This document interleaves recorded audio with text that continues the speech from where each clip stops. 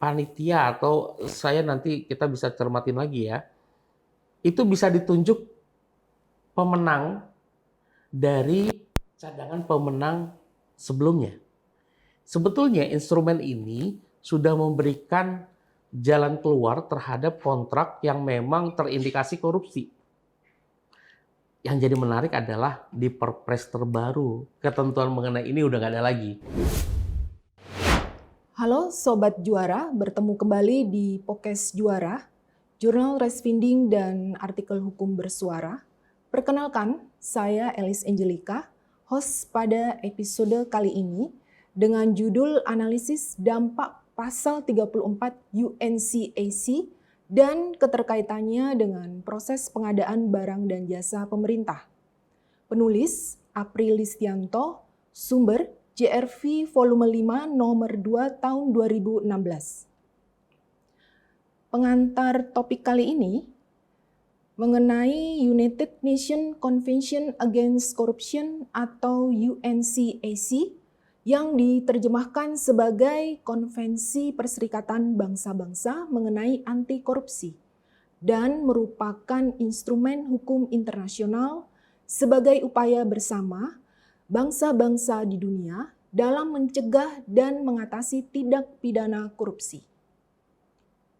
Indonesia merupakan negara yang termasuk dalam penandatanganan UNCAC pada tanggal 18 Desember 2003 di Markas Besar PBB dan telah meratifikasi dalam bentuk undang-undang. Kemudian mengesahkan Undang-Undang Nomor 7 Tahun 2006 tentang pengesahan United Nations Convention Against Corruption 2003. Dengan ditandatanganinya konvensi tersebut, maka sekaligus memiliki konsekuensi yuridis bagi negara Indonesia untuk memasukkan pokok-pokok pengaturan UNCAC dalam sistem hukum nasional, tetapi tetap memperhatikan prinsip-prinsip kedaulatan hukum nasional bangsa Indonesia. Ini merupakan satu pembahasan yang sangat menarik dan telah diangkat oleh salah satu penulis dari Jurnal Resvinding di volume 5 nomor 2 tahun 2016 dengan judul Analisis Dampak Pasal 34 UNCAC dan keterkaitannya dengan proses pengadaan barang dan jasa pemerintah. Sobat Juara bisa juga mengakses artikel tersebut juga di website resvinding.bphn.go.id/e-jurnal.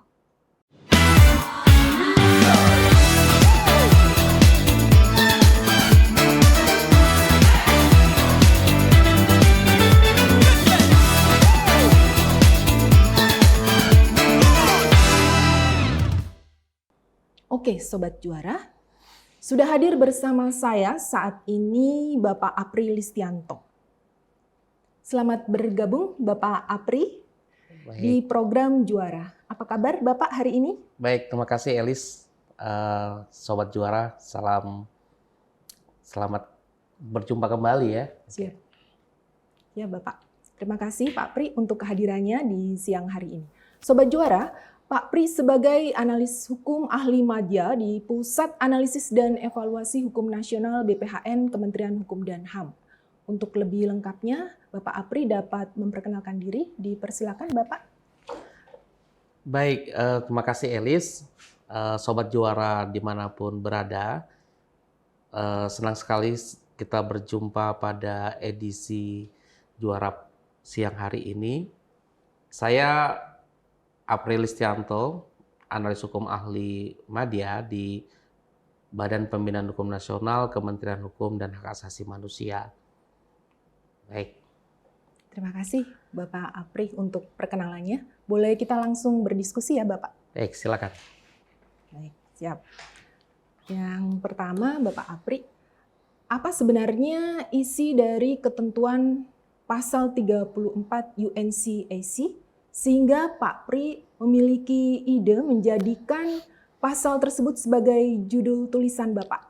Dan mengapa pasal tersebut Pak Pri kaitkan dengan pengadaan barang dan jasa pemerintah Bapak? Silakan Pak. Baik, rekan-rekan penikmat jurnal Refinding dimanapun berada. Kesempatan yang baik ini, rekan-rekan, ini sekaligus menjadi forum kita untuk menggali pengetahuan bersama terkait dengan UNCAC, rekan-rekan semua, bahwa yang saya angkat pada saat penulisan itu dilakukan tahun 2016. Waktu itu, pada saat itu, Indonesia merupakan salah satu negara anggota yang menandatangani ataupun meratifikasi dari UNCAC. UNCAC itu artinya United Nations Conventions Against Corruption. Jadi dia konvensi internasional yang memerangi korupsi. Nah, Indonesia sebagai penandatangan konvensi ini memiliki kewajiban sebetulnya. Beberapa kewajiban di mana itu untuk menangani di internal, artinya di tingkat nasional negara Indonesia itu untuk memerangi tindak pidana korupsi melalui berbagai instrumen yang ada ataupun guideline-nya itu ada di UNCAC. Nah, guideline tersebut dalam implementasinya tentu harus disesuaikan dengan kebutuhan nasional dan juga perkembangan sistem hukum yang ada di negara kita. Sobat Juara semua, perlu diketahui pada saat itu ada review yang dilakukan beberapa negara terhadap negara-negara peratifikasi konvensi UNCAC ini. Review itu di dalam pasal ataupun di dalam pasal yang ada di UNCAC, hasil review disebut sebagai gap analysis. Nah, gap ini kemudian salah satunya merujuk kepada pasal 34 yang ada di UNCAC. Nah, pasal 34 itu menceritakan ataupun berisi ya, bukan menceritakan nih. Pasal 34 itu kalau saya terjemahkan secara bebas di dalam bahasa Indonesia, itu berisi memperhatikan hak-hak pihak ketiga yang diperoleh dengan itikat baik. Jadi hak pihak ketiga yang diperoleh dengan itikat baik, negara pihak wajib mengambil tindakan-tindakan sesuai dengan prinsip-prinsip dasar hukum nasional. Terhadap apa? Terhadap hal-hal yang menjadi faktor yang mempertimbangkan korupsi sebagai faktor yang relevan dalam proses hukum untuk membatalkan, meniadakan suatu kontrak atau konsesi atau mencabut konsesi gitu ya, dan mengambil tindakan pemulihan lainnya. Jadi artinya kalau di sini pasal 34 ini saya kontekskan dengan proses pengadaan barang dan jasa di lingkungan pemerintah. Makanya gap yang ada di ANKEC, di UNCAC, itu salah satu poinnya. Jadi poin di gap analisisnya UNCAC terhadap hasil review yang ada di Indonesia itu cukup banyak, Elis. Jadi salah satu yang saya angkat hanya pasal 34. Temuan gap analisis terhadap pasal 34 UNCAC. Nah, kemudian saya kontekskanlah ke dalam proses pengadaan barang dan jasa pemerintah dengan merelatekan aturan-aturan di pengadaan barang dan jasa pemerintah. Sehingga menurut saya ini hal yang menarik karena ada potensi yang cukup besar kaitannya dengan korupsi di sektor pengadaan barang. Itu yang menurut saya menarik. Siap. Baik, Bapak. Kemudian Bapak, dalam tulisan ini disebutkan bahwa proses pengadaan barang dan jasa pemerintah merupakan sistem hukum yang kompleks dan terdapat 4 dimensi hukum yang diantaranya hukum perdata, pidana, keuangan negara, dan administrasi negara. Bisa dijelaskan Pak Pri terkait maksud dimensi hukum keuangan negara dalam hal ini? Oke, rekan-rekan Sobat Juara, berbicara proses pengadaan barang dan jasa di lingkungan pemerintah ini sebetulnya unik dan menarik. Unik itu karena yang terlibat itu tidak semata-mata individu, bukanlah individu antar individu, tetapi antar badan hukum, pemerintah, lembaga gitu ya, dengan pihak swasta yang kemudian terikat dalam suatu kontrak perjanjian, adalah perjanjian pengadaan barang dan jasa. Nah, yang bikin menarik adalah hubungan antara pemerintah dengan pihak swasta ini kadang pada posisi-posisi yang dihadapkan pada aspek hukum yang berbeda.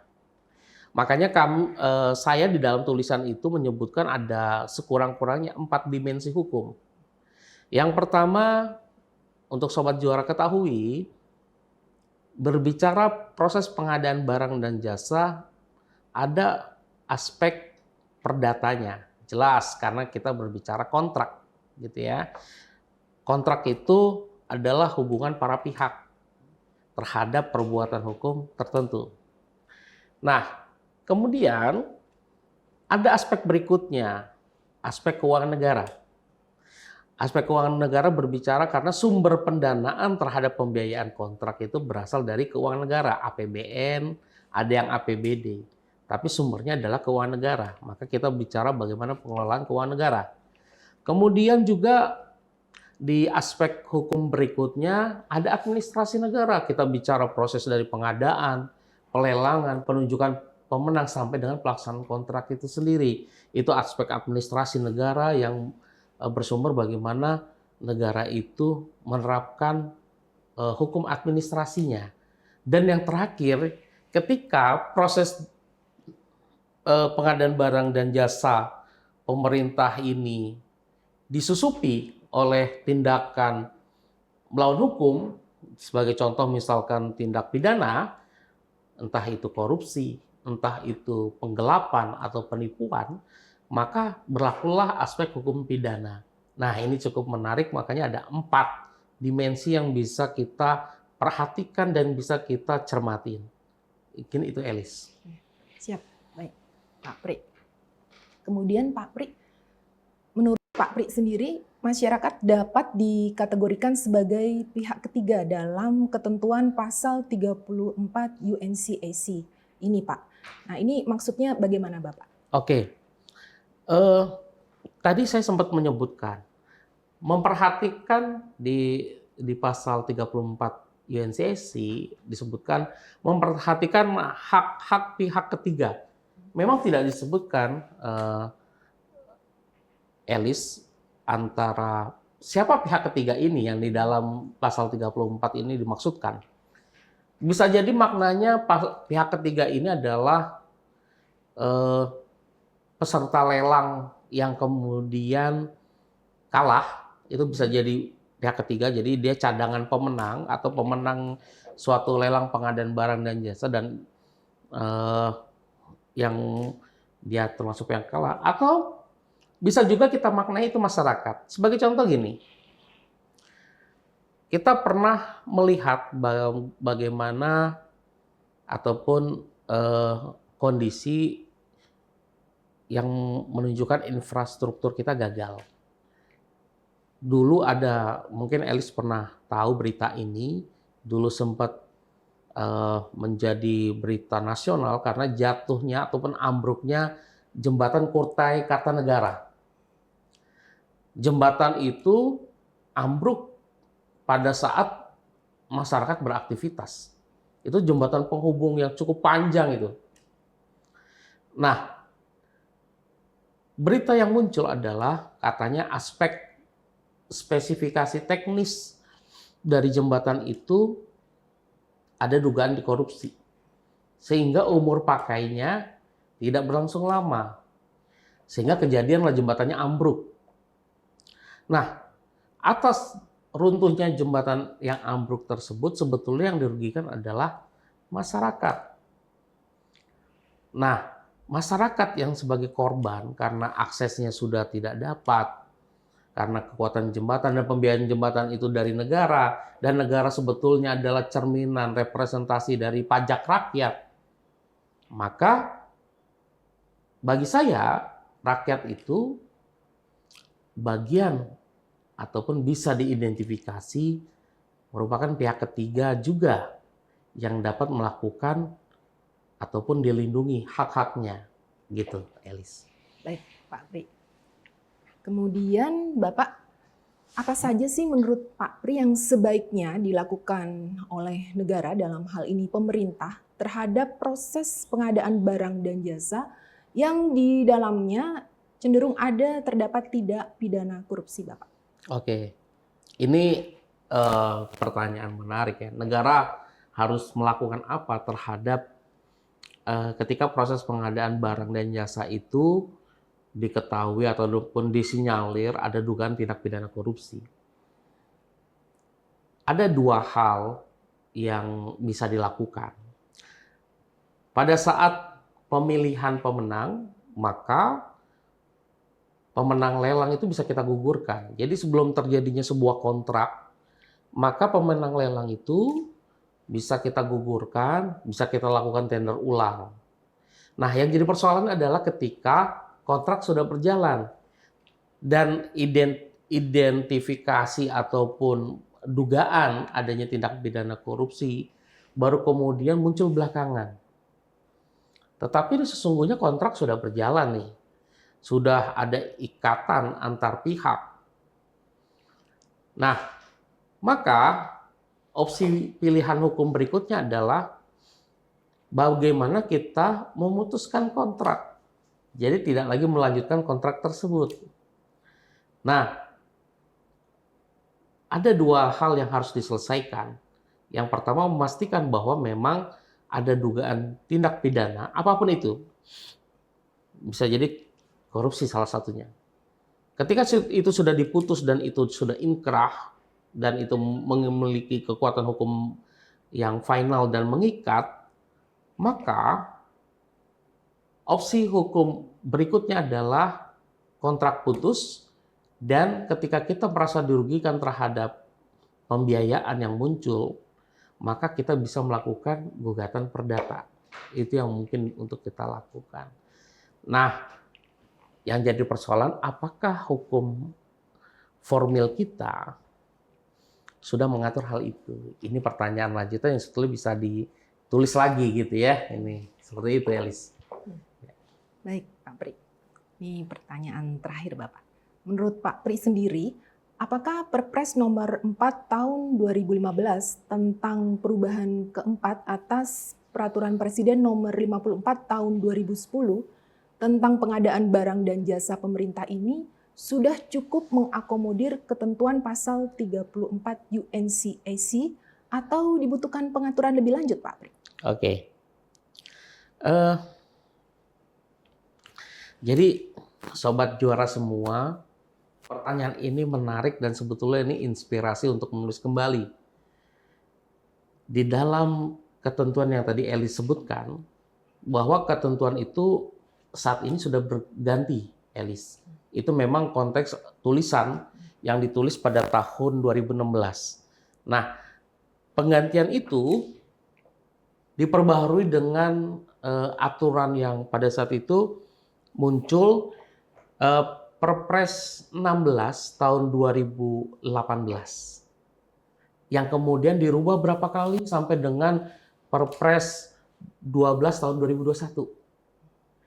Yang menarik adalah pada saat rezim Perpres pengadaan barang dan jasa yang disebutkan Elis tadi, itu sebetulnya sudah cukup memberikan ruang mengakomodir pasal 34 UNCAC di mana ada ketentuan yang menyebutkan bahwa PPK bisa memutuskan kontrak ketika memang terindikasi korupsi. Yang kemudian dijelaskan lagi di ayat berikutnya, panitia atau saya nanti kita bisa cermatin lagi ya, itu bisa ditunjuk pemenang dari cadangan pemenang sebelumnya. Sebetulnya instrumen ini sudah memberikan jalan keluar terhadap kontrak yang memang terindikasi korupsi. Yang jadi menarik adalah di Perpres terbaru, ketentuan mengenai ini udah nggak ada lagi. Nah ini bagi Sobat Juara yang akan menulis juga ini hal yang menarik. Kalau dulu politik hukumnya justru bisa menjawab keberadaan ataupun kita bisa menelaah pasal 34 UNCAC itu sesungguhnya sebetulnya sudah dilakukan, tetapi di pengaturan terbaru Perpres yang tadi saya sebutkan itu sudah tidak lagi ada ketentuan mengenai pemutusan kontrak karena faktor KKN ataupun menunjuk pemenang cadangan ketika kontrak tersebut terindikasi KKN. Nah, ini sehingga saat ini justru malah mundur bagi saya. Setback ke belakang. Bagaimana pasal 34 justru bukan menjadi dasar lagi untuk memperkuat. Justru malah meniadakan kalau menurut saya. Nah, ini jadi menarik dan ini mungkin perlu kajian lagi dalam tulisan-tulisan jurnal reviewing berikutnya. Mungkin itu, Elis. Siap. Terima kasih, Pak Pri. Sepertinya kita memang sudah sampai di ujung podcast kita hari ini, Bapak. Dan saya berterima kasih sekali karena mendapatkan banyak pandangan baru terkait isu yang kita bahas hari ini, Bapak. Termasuk Sobat Juara semuanya. Sebelum kita akhiri, apakah ada yang ingin disampaikan atau closing statement dari Pak Pri? Baik. Silakan, Pak. Baik, Elis. Jadi Sobat Juara semua, dimanapun Sobat Juara berada, hal yang menarik adalah bahwa proses pengadaan barang dan jasa itu adalah tanggung jawab. Bagaimana tanggung jawab secara akuntabilitas suatu mekanisme pendanaan proyek, baik itu infrastruktur, baik itu proyek-proyek yang dilakukan oleh pemerintah, itu sesuai dengan koridor.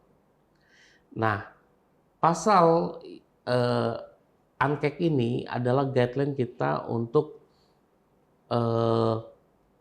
menangkal ataupun memberikan panduan bagi kita untuk meminimalisir potensi-potensi terjadinya korupsi. Seharusnya proses pengadaan barang dan jasa ini juga memperhatikan atau mempertimbangkan ketentuan-ketentuan aspek preventif dari pencegahan tindak pidana korupsi. Sehingga politik hukum yang terbangun ke depan itu lebih mengedepankan akuntabilitas dalam proses pengadaan barang dan jasa dengan tidak meninggalkan hal-hal yang memang menjadi aturan untuk pencegahan tindak pidana korupsi. Bagi saya itu penting karena ini pembangunan ini wajib merata bagi seluruh wilayah dan seluruh masyarakat Indonesia. Dan kita adalah orang yang masyarakat yang berhak atas pembangunan tersebut. Jadi demikian Elis closing statement saya. Baik Bapak, terima kasih Pak Apri Listianto. Baik Sobat Juara, itu tadi perbincangan yang menarik dengan Bapak Apri Listianto. Untuk melihat artikel lainnya, Sobat Juara bisa mengunjungi website kami di resvinding.bphn.go.id/e-journal. Dan apabila Sobat Juara mempunyai ide, gagasan maupun tulisan dapat dikirimkan ke website tersebut. Sebagai informasi, jurnal Resvinding tersebut terbit 3 edisi setiap tahunnya. Dan harapan kami, simak terus sosial media kami untuk informasi lebih lanjut. Saya, Elis Angelika, mewakili seluruh tim yang bertugas mengucapkan terima kasih banyak dan sampai jumpa di podcast Juara episode selanjutnya. Salam sehat buat semuanya.